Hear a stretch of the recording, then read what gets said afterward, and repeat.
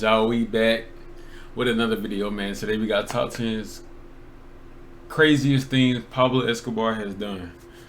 And I couldn't even speak to them, but we finna get into the video, man. My nigga Pablo Escobar, everybody heard of him.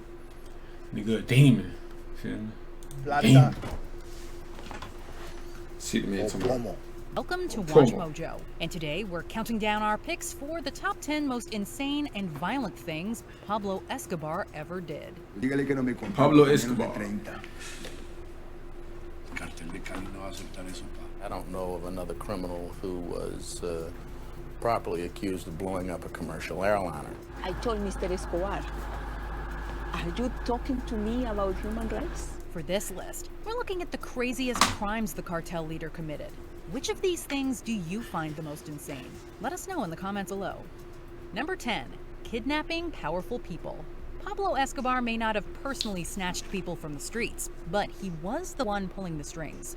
The Medellin cartel he led was well known for kidnapping prominent individuals such as politicians, the cartel love kidnapping and niggas, boy, I tell you. In January 1990, the cartel kidnapped the son of the Colombian president's advisor. The kidnapping was ordered by Escobar to retaliate against the president's recent crackdown on drugs. Just a few months later, numerous people were kidnapped under Escobar's orders. Future Minister for Education Maruja Pachon Castro and journalists Francisco Santos Calderon and Diana Turbay were all held hostage. Unfortunately, Turbay tragically died while the police were trying to rescue her. Guys, we have a problem. Number 9. Relying on a notorious hitman. Jairo Velasquez, who went by the nickname Popeye, was a prominent hitman who worked with the Medellin cartel. While he was doing jobs for them, he was forced to assassinate his lover and Escobar's ex-lover, Wendy Chavarriaga Gil. Popeye eventually admitted to killing over 250 people before he surrendered to the police in 1992. He was also responsible for the aforementioned kidnapping of Francisco Santos Calderon. Popeye served 22 years in prison for his numerous crimes that ranged from murder to helping plant a bomb. After his release in 2014, Velázquez published a book, appeared in Narcos, and became a YouTube personality. He was eventually sent to jail again and died of esophageal cancer in 2020. Number 8. Assassinating his own allies and employees. Even those close to Pablo Escobar had they had to be sensitive on as we touched on before, he personally ordered the death of his ex-lover, Wendy Chavarriaga Gil. But his romantic interests weren't the only ones that faced Escobar's ire. Dígale que no me contento con menos de 30. El cartel de Cali no va a aceptar eso, Pablo. 30 millones. Si el cartel de Cali decía la paz. A waiter was once caught stealing silverware from Escobar's home. In retaliation, the cartel leader had the employee drowned in the swimming pool. He also killed associates Gerardo Moncada and Fernando Galliano after accusing them of stealing money. Escobar's paranoia and brutality eventually grew so bad that his allies turned against him and joined a vigilante group called Los Pepes. Financed by the Cali cartel, the group aimed to eliminate Escobar and his operations.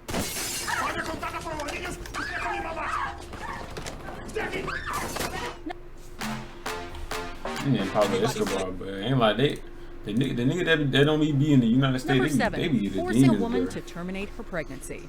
For 6 years throughout the 1980s, a TV reporter named Virginia Vallejo was romantically linked to Escobar. And despite falling for the powerful man, she later called him a monster.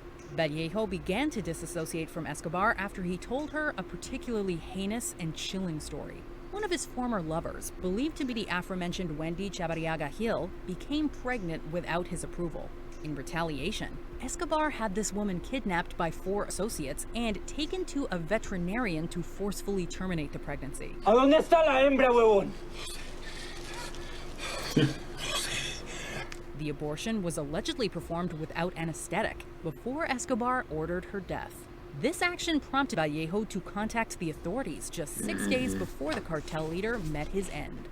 Number 6. Being connected to Luis Carlos Jalan's murder.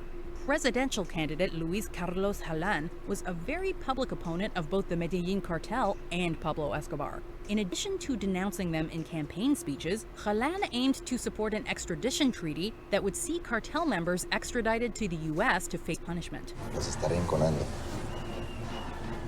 Tengo un chaleco antibalas. The cartel was extremely unhappy with his words, and they repeatedly sent him death threats. They even threatened to go after his children if he didn't stop. While campaigning, Jalan was explicitly warned by the authorities not to visit the town of Soacha, but he went ahead anyway.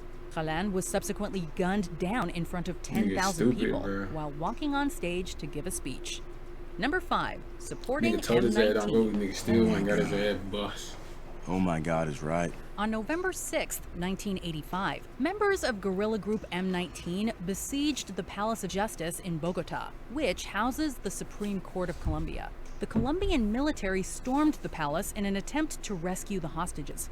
By the end of the ordeal, much of the building had been destroyed, and over 100 people were dead, including 43 civilians and 11 Supreme Court justices.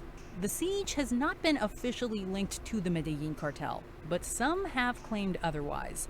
Escobar's own son claims that his father paid the guerrilla organization $1 million to support their cause. This was Escobar, $1 classic. million? He's cut a deal with M19.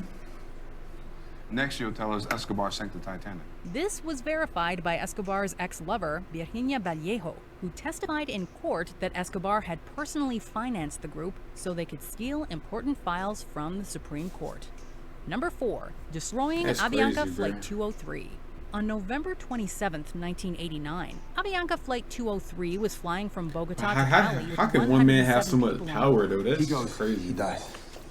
What are you talking about? Believing that presidential candidate Cesar I don't know who had more Gaviria would be power. one of the passengers, Escobar plotted to blow up the plane. It said that one of his associates boarded the plane with plastic explosives and sat above the fuel tank to cause a massive explosion. The plane did explode, killing everyone on board, and the raining debris killed a further 3 civilians on the ground. But Escobar later discovered that Gaviria was never on board that plane. Gaviria subsequently became president. And after 2 Americans died in the bombing, President George Bush Sr.'s administration became invested in stopping Escobar.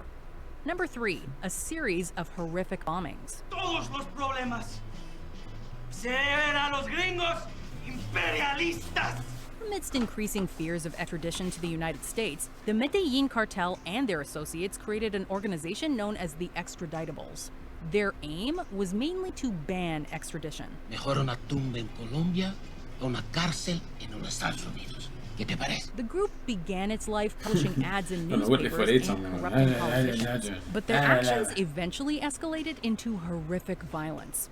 This included a brutal reign of terror that saw the Extraditables and cartel members setting off numerous bombs in 1990.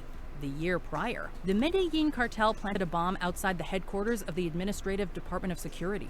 This detonation leveled 14 city blocks. When the dust settled, 63 people were dead and over 2,000 were injured. This bombing came just 9 days after that of Avianca Flight 203. Wait, days after that? So he been doing a bit like... Number 2, Police Officer Bounty. The authorities were incredibly interested in Pablo Escobar, his cartel, and his terrorist acts. Unfortunately, many within the police force were in Escobar's deep pockets. Yo soy Pablo Emilio Escobar Gaviria. Mis ojos están en todos lados, o sea, ustedes no pueden hacer una puta sola mierda en el departamento de Antioquia sin que yo me entere. Sí, señores. No pueden mover un dedo. Many other officers outside his payroll were routinely murdered. Escobar offered the equivalent of $700 in today's American currency as a bonus to his hitmen for each police officer they assassinated. Unfortunately, the people under his employ really went after this incentive.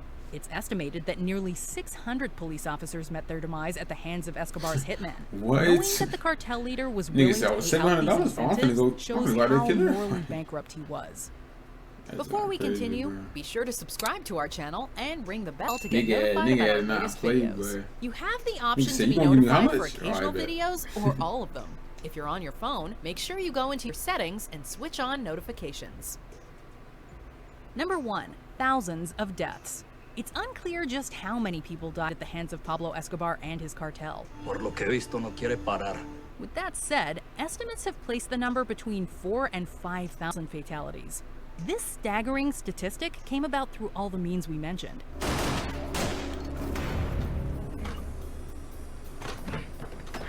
He ordered assassinations, incentivized eliminating police officers, and permitted numerous bombings. At one time, Escobar's reign made Medellin, the cartel's home base, one of the world's most violent cities. After Escobar's death in 1991, crime rates in the city began to fall.